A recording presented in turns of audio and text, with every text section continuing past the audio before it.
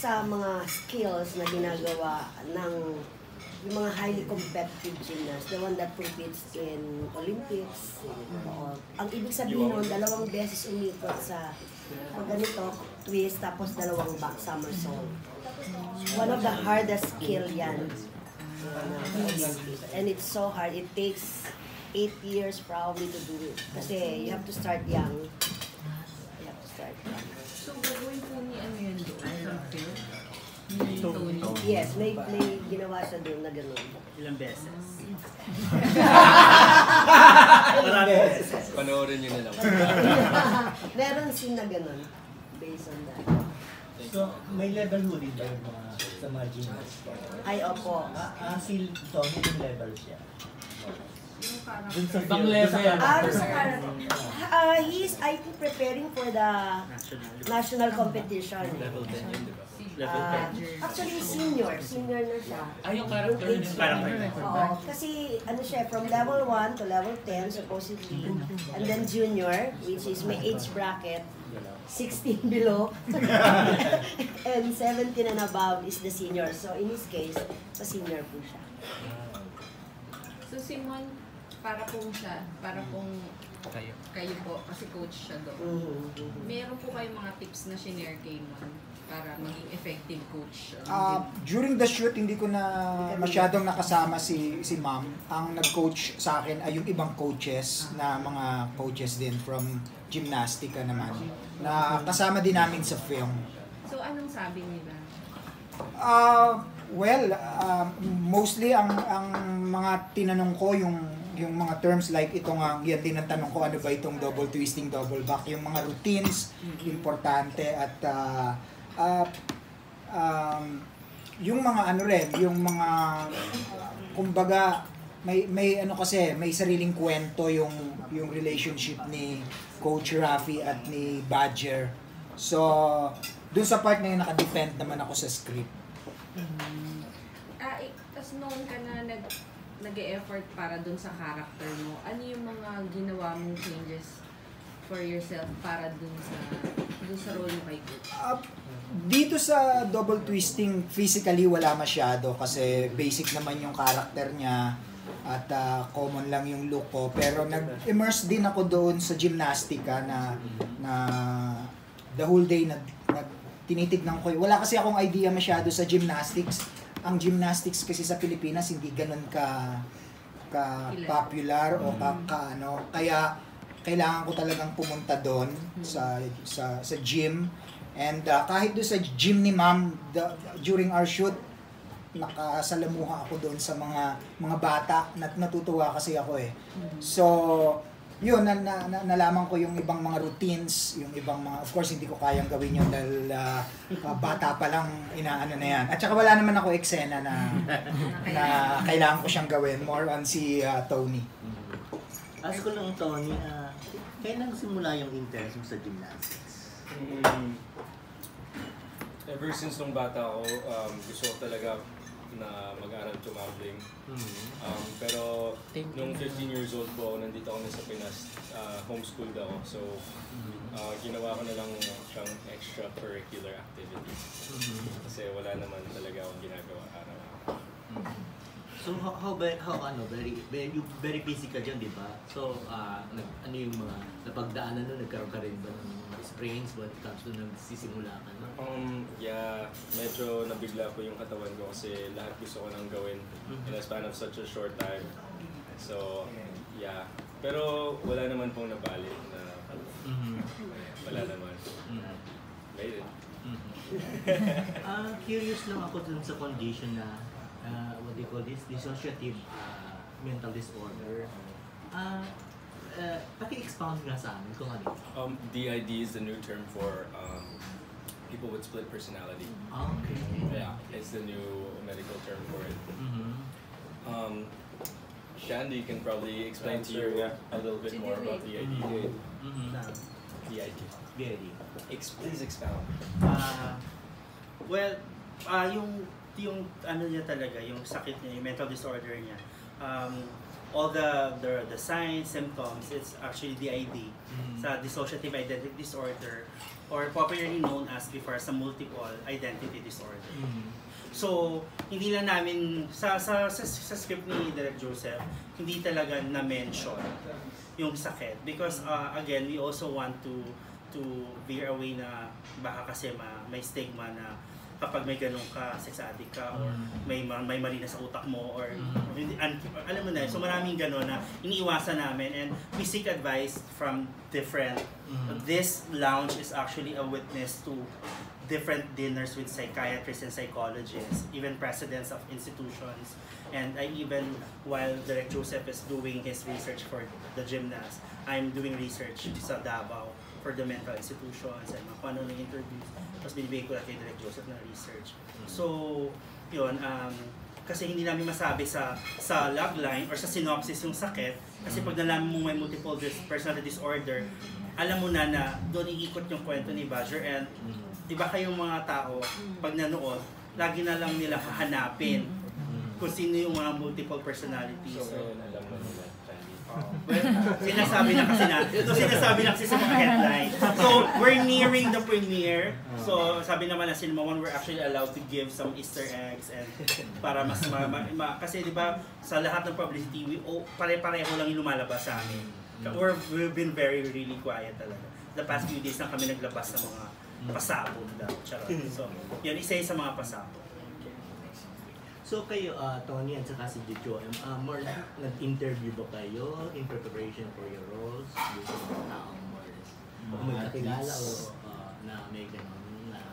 Actually, for me, wala naman kami in-interview na kami kinausap. It's more of si Chance nung after na mag-research about yung mga multiple personality disorder. Kinausap niya kami, tapos pinapakausap niya kami actually sa isang psychiatrist to paano ba? To support and para i-guide kami. Kasi hindi, nung una may pinepeg kami mga tao, characters. Pero nung towards the shoot, doon na lang namin binuo talaga kung paano yung mga characters namin. So, kaya may mga guidance kami with parang professionals talaga. Kunyari kung with Tony, may mga guidance siya from the coaches, from from athletes. Yun. Meron din kaming on set na may pumunta din sa aming mga doctors to speak about them, about mga disorders, yung ganun. Kasi we wanted it to be as real and as raw as possible without pegging, without parang yung inaano namin yung ibang tao, yung ika-copy namin. Kasi copying something that is parang disorders, hindi mo siya mapapakita ng totoo. So, parang nanggagaya ka na ng isang mali. Parang ganun siya. So, hindi naman siya mali sa paningin niya eh. So, mag-iiba yung kakalabasan. So, for us, we wanted and we created something that we believe in na tama siya para sa amin. Controversial din ang team nito kasi tackles also sexual addiction. Yeah. So, paano kayo ka-relate sa ganung tema? Relate talaga. Yung related. Paano kung naka-relate sa sex addiction? Baka dapat tanongin natin yung writer. Paano siya naka-relate sa sex Paano niya nasulat yung... Hindi. If you watch the film, it will be tricky kung if it's really about sex addiction. Kasi baka naman sex addict siya, pero baka naman kailangan lang yan ng sex like everyone else. So you be the judge pag pinanood. Sir Mon, kamusta naman po si Tony Labrusca bilang artista? Bilang katrabaho? During the shoot, to be honest, hindi ko masyadong kilala si Tony, mas kilala ko yung father niya.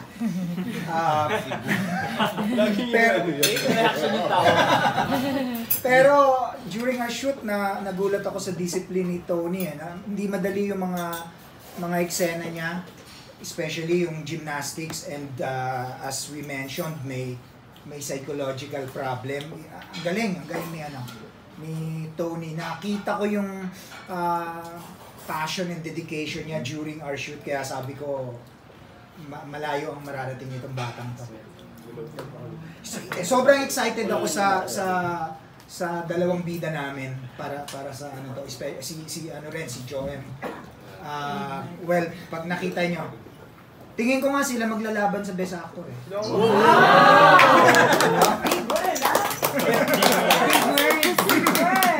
Ikaw na supporting ako. Hindi, okay na ako. Sobrang nakasupport ako sa kanilang dalawa for this film. Tony and Joem, I understand na yung characters nyo ay opposites, ano? Yung isa is strong at saka isa hindi tawag dito, hindi masyado strong. So how do you make sure na nagko-complement kayo at wala kayong sa bawat? Hindi ko naisip yun. Yeah. Actually, both sila strong. Magkaiba lang talaga yung views nila sa buhay. Kasi yung isa ambitious talaga, yung isa on a parang happy level lang talaga siya. Wala na siyang gustong gawin. Pero both are strong kasi naglalaban talaga sila kung sino yung tama, sino yung mali. Pero for both of them, parang yun yung pinaniniwalaan nila eh. Parang subjective naman yan kung ano yung tama sa kanya, mali sa akin, pero yung tama sa kanya, ay yung mali sa kanya, tama pa. Parang ganun siya lagi. So sino yung good and bad influence sa inyo? Yeah. Wala naman, actually, for me, ang tingin ko sa kanya as a character, masama siya para sa akin kasi tinitake away niya yung kasiyahan ko sa buhay. Ako naman, akala ko, pero nilalagay niya ako dun sa mas maging malaki yung world ko, maging ambitious ako, di ba? Hello, may question. Kasi puro guys yung representation dito. Ano naman yung representation ng babae dito sa pelikula? For me, syempre hindi lang ako yung babae dito. Marami kaming babae dito. Siguro ang presentation ng babae for my character is meron siyang sariling will. Kaya meron siyang power to get what she wants. At hindi lang siya yung nahihila lang nung dalawang guys. So yun, meron siyang sariling choices of her own. So yun. Ano yung character? Kate. Kate. Ano rin siya? Gymnast? Yes, rhythmic gymnast and coach. So, may love scene ka rito? With Tony o Tony? Abangan niyo na lang. Meron. Point. Meron ba? Naalala ko. Pero yun. Joem, kaano ka totoo na may frontal nudity ka raw? Ha? Grabe ka. Di ba na, Sasabihin naman ito, ipag-college na lang. Di ba naman ano? Tingnan natin. Hindi front na front. Hindi front na. Side lang, side. Hindi ko masagot kasi, sige, paano ko sasagot? Ayan. It depends sa editing ni Direk. Hindi ko anong niya, ginawa niya for the part. Pero, paano ba? Sinabi naman kasi ni Shandy from the very start, bago ko tanggapin yung buong pelikula, nagpapawisan ako. Bago ko tanggapin yung pelikula, na it would require you something more ng norm na ginagawa mo. So, let's see, tingnan ko. Sumat na saan ba yung pinagawa mo? Nakakabig lang. Mahirap yung kay Joem. Both naman. Pero, abangan nila. Yata nabalik na. After the film.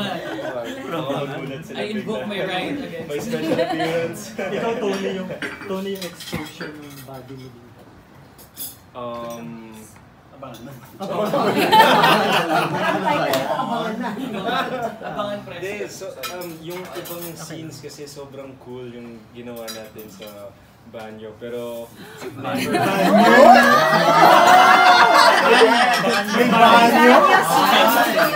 pero hindi kasi talaga masyado nag-gaubad si Badger. Tapos makikita nyo sa story kung bakit po hindi. Pero yung sa critical scenes during the latter part of the film, may mga scenes kami na ginawa na sobrang cool.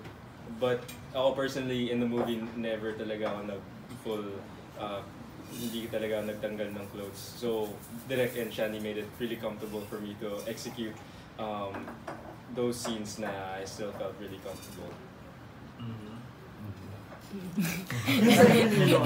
Meron kayo na-disappoint ka. It's hard to say kasi We cannot reveal kasi trivial something. Converge muna tayo. Abangan nyo. Yeah, but since yung I almost genre said talaga namin ay erotic sports, drama, we're basically, ano talaga, totoo talaga na we're living to the genre. It's really, the film is really erotic from start to end. From start? So kung sinabi ni Tony na wala siyang erotic, pero si Joem pala yun. So yun talaga yun. Wala kaming, hindi, si Joe, when I read the script, as in, walang pretentious keme latik si Joseph. Wala talaga. So when you read it, once you get to hold the book, it's more erotic. Parang siyang serex. So ganun yung book, but he did not write it, but it's purely based on the screenplay. Pag nabasa mo yung screenplay, the way the erotic scenes are described, titigasan ka talaga. Direct, bakit erotic? Sa sort ba? Homo-erotic or what? Surprise yung pangalawa, but erotic yung sinulat ko, tama ba? Bakit erotic? Na categorize as erotic? Nag-start yan dun sa idea na meron kasing argument sa mundo ng sports na yung mga athlete bawal makipag-sex before competition. So si Pacquiao, di ba? Bawal siya. Weeks ata or months bago boxing, bawal. Kaya di ba every after fight niya buntis si Jingy, di ba? Every fight niya. Yeah, pero totoo talaga yun. So may argument pero walang scientific proof na tama or mali. So parang naisip ko, ba't hindi siya explore? Kasi since we're getting inside an athlete's mind, isa yan sa, lalaki pa yung bida. So isa yan sa parang discipline or self-control na ginagawa nila eh. So, parang doon ako naglaro sa idea na yun. Kaya nagkaroon ng erotic. Ganda. Hindi, tsaka parang yung mga, yung sex scene parang sex scene per sex scene every hanggang matapos. Parang walang katapusan. So, kasi nga, we talk about, it's one of the main topic nga, is the addiction. So, but it's in a bigger picture. And to give you an idea, parang, so ngayon yan, i-review kami. Good luck. So, but we did our preview last week for Cinema 1. So, naloka yata sila. So, hindi pa namin, but me and Joseph are planning to show director's cut or the X cut, if whatever happens to our film today. So, yun. But of course, yung mapapanood nyo sa cinema starting Sunday is the feeling na Cinema 1 R18 tayo today. R18? But, yes, but I'm targeting an R16 approved without cuts. I really don't know. Nakasalalay lahat yan sa mag-review today. But if whatever happens, we have UP Cine Adarna for the directors, whatever, X-cut, whatever. Pero ganun siya isa kami sa pelikula ng Naloka, si Ronald Arguelles, nung nag-preview siya. Kasi hindi niya kinaya yung mga scenes. So, but it's not made dahil gusto lang ni Joseph gawin. It's a vital part of the script, of the entire story, the world of Badger. So, played by Tony Labrusca. Sir Mon, hindi naman po kakaila sa amin lahat na matagila po kayo sa industriya ng pag-acto. Kamusta naman po sila? May natutunan po ba tayo from new actors? May natutunan din po ba sila galing sa inyo? Well, definitely ako maraming natutunan. Pareho sa dalawang bida namin, even kay Direk marami. Itong ang tinatalakay dito yung athlete's point of view at yung mental disorder, no? Hindi ko rin yan alam dati eh. So, ang dami ko natutunan sa project na to. Definitely. Ako mismo. Christian, Yes, sir. ikaw lang yung real life athlete sa... Yes, po. So, nakarelate ka ba sa film? Saka gaano ka totoo na nangyayari yun sa mga athletes? Yung plot ng film? Malaki rin po kasi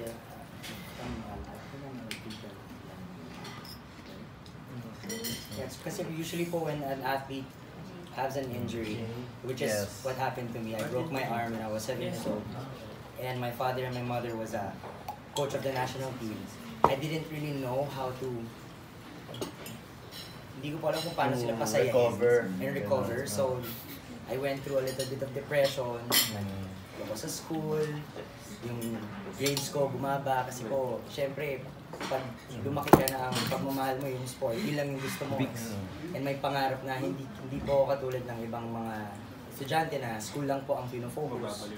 So, malulost po, may chance po, lalo na without proper guidance. And sometimes yung relationship din po as a athlete and a coach, dapat po solid kasi minsan po may mga coach po na hindi aral, na nagiging bully. Sa tingin po Meron nila, bang coach and athlete na nagkakarelasyon? meron din pong mga instances na ganyan na napupunta sa pedophilia. Magko-coach na lang ako. Napakadelikado din, no? Pakita mo yung injury mo. Hindi basta yung gymnastics eh. Grabe yung nangyari sa kanya. It's fatal actually. Ilang months ka na Grabe, oh. confined? Oh my God. Ay, shit. I was 7 years old po noon, and yung, to be honest po, besides the story ko na may pusa akong narinig, yung relationship ko po dun sa coach ko is not as strong. Kasi yung father ko po, hindi siya yung coach ko eh. Dahil tatay ko po siya, umiiwas po yung pamilya namin na, nakapasok lang siya ng gymnastics kasi anak na ganito. So I had to constantly prove to everybody po na mahal ko yung sport and naiintindihan ko yung restrictions.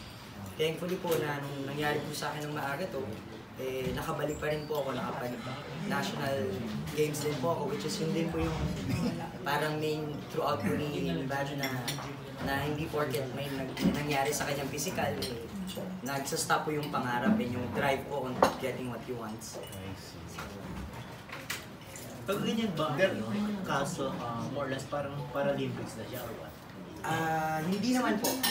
I think the Paralympics po would also babangga din po sa Special Olympics. Okay. Kasi po meron po tayong special, my mother actually coached po at gymnast going to Special Olympics in Greece. So, yung gantong injury po kasi is treatable pa rin. Treatable pa rin po. It depends na lang po sa atleta at saka yung relationship niya po dun sa coach. Kung kaya pa kung yung fighting pa po, yung will. Lalo na po sa gymnastics po. Buong buhay niyo po kayong magte-training. Tapos isang pagkakamali lang. Napaka-importante ng coach sa gymnastics. Actually, lagi namin sinasabi, the coach can make or break you because this finger can kill you. No, honestly. Straight word yan. Kasi nga, kaya kailangan technically equipped yung coach. Hindi pwedeng buhay yung nakasalalay. Buhay talaga. Kaya we are very, very careful. I mean, I'm talking about my gym. So far, thank you Lord, we don't have any injury whatsoever. Buhay po talaga. And to think that most of the kids are immature. You're talking about 3 years old, 5 years old, 6, 7, 8, 12 years old and below. 13 will be a little okay. But still, knowing our Filipino culture, ang hirap. You have to deal with that. Yan ang pinakamahirap sa atin eh. Yung culture ng Pilipinas na sobrang, alam mo yun, yung alagang-alaga ni ayaw masaktan, may konti lang. So it hurts kasi ganyan ka na nasugat. I mean, yung nasambusog lang sa floor, talagang nag-umiyak. So yun yung mga struggle ng coaches. That's why you have got to be an educator, a psychologist, minsan makeup artist, lahat. Second family na po kasi. And dun sa shooting, grabe yung mga ginawa ni Tony. Papapikit talaga ako. Yes, Grabe. this guy. Walang double yun. Tony, wala ka bang ambition na sumali sa mga competition, national competition? No, kasi mas gusto ko na lang i-enjoy yung sport. Yung ginagawa talaga. But did you ever attempt nung bata ka? Yeah, nung 15 years old ako, I had nothing better to do with my life. So gymnastics was really fun. Pero now, it's just a sport na I really appreciate and have so much respect for. And ayoko mawala yung skills na natuto ko sa gymnastics, that's for sure. Kasi iba yung confidence na nabibuild mo sa gymnastics eh. It's a sport that I respect so much. So, paano mo siya more or less, yung passion mo, hindi nawawala? Actually, nagpapasalamat po talaga ako sa gymnastics kasi ilang beses ko po siya nagamit sa career ko. Like, unang-una pa lang, nung nagbo-boy band PH, ako lagi po ako may pasabog kasi ako lang po munang marunong mag-tumbling sa stage. After, kinuha ako ng McDo kasi nung naglalo na ako lang talaga yung marunong tumambling din na hindi nagda-double. So after McDonald's was able to do my own television as like an action star type of thing because that's how my branding was working. So and now I'm working on a film that is about a male gymnast. So I don't know, everything just ties together. Tsaka, grabe, if I didn't have gymnastics, I don't know where my career would be, honestly, because I've incorporated it in like all of my work, honestly. So, yeah, all of you guys take gymnastics. Kedra at Joseph, anong mangyayari kay Joem sa Tony sa film? Magiging lovers ba sila? Bakit? Basta matutuwa ka sa mga may mga makikita ka na mapapa-thank you, Lord. Oh my God. Love-hate relationship. Curious lang ako, the movie's opening on 12, right? On Sunday, yes. We are the last to be premiered. Is there any reason why hindi nakasama sa opening show? No, it's not. There's no reason from I specifically requested for it. So, kasi like as a producer kasi, laging sinasabi na, di ba sayang yung Friday and Saturday, yes. But if you look at our schedule, parang mas marami pa kami. Kasi like yung Monday ko is like around 12 to 14 screenings around the metro. I have 4 days na mas madami pang cinema. So, it was a strategy na hopefully mag-work. So, ang point lang kasi parang, ang problem ko kasi like, on a Friday, usually 4 yung mag-premiere. Sabay-sabay. So, nakahati yung tao, yung media. Tapos on the next day, may 3 pa. So, usually kung 9 kami, mag-premiere yung Friday ng 5, 4 yung Saturday. So, yung media kayo, I mean, hindi ko alam saan kayo pupunta. So, at least on a Sunday, dapat 2 yata kami mag-premiere na Sunday. But the other film backed out. Gusto niya mag-Friday. So, naiwan kami. So, feeling ko it was really bound to happen because I really wanted it. I specifically requested from Cinema 1, I want a premiere na Sunday. Again, yun ang cinemas ang papalabas nito. Ang medyo risky lang sa part namin kasi hindi kami papalabas ng Friday, Saturday kasi hindi nagigila. Parang yung mga spoilers and everything, parang yun yata iniiwasan nila. So even the book is not coming out, kahit printed na siya today, it's not coming out today. It will come out the moment na lalabasin kami. To avoid spoilers and whatever. So, and this year is Cinema 1's parang biggest kasi pinakamaraming cinemas this year. Ito yung pinakamarami nilang cinema. 14. As to how many? 14. Paano kung mag-R18 kayo, wala kay SM? If I get an R18 today, I will lose the SM cinemas. But okay na rin kasi there's time. Dahil Sunday pa kami, there's time for Joseph to make an R16 version for SM. So, win-win situation din for us. So, R18 unless kung Friday kami yung mag-i-ere, wala na kaming time mag R16, I will lose all my SMs for the first 2 days. So, yun yung kahit pa paano, tapos na kami. So, we're just waiting for the review. So, 2 cuts if ever R18 yes, na? Yes, 2 reasons to watch. 2 cut, baka nga 3 pa. So, we wanna show an X-rated version. X-rated? Yes, for UP Adarna. So, hopefully, tingnan natin. But, me and my director is sticking to what we did, what we made. Ano talaga siya? Talagang ito sa mutual decision na ito yung gusto namin ipakita. But we are binded by the contract, legal and everything, and this is owned by Cinema 1. So sila yung masusunod at the end of the day. But Ronald Argol is very generous. Nakikinig siya sa sinasabi ko, sa sinasabi ng direct. So okay talagang ako I'm confident. So, sana na makuha ko yung ratings na gusto ko today. Yun, approve without cuts, R16. So, sana. That's so great. Thank you. Sana si Mocha pang Wala na si Santa RCB.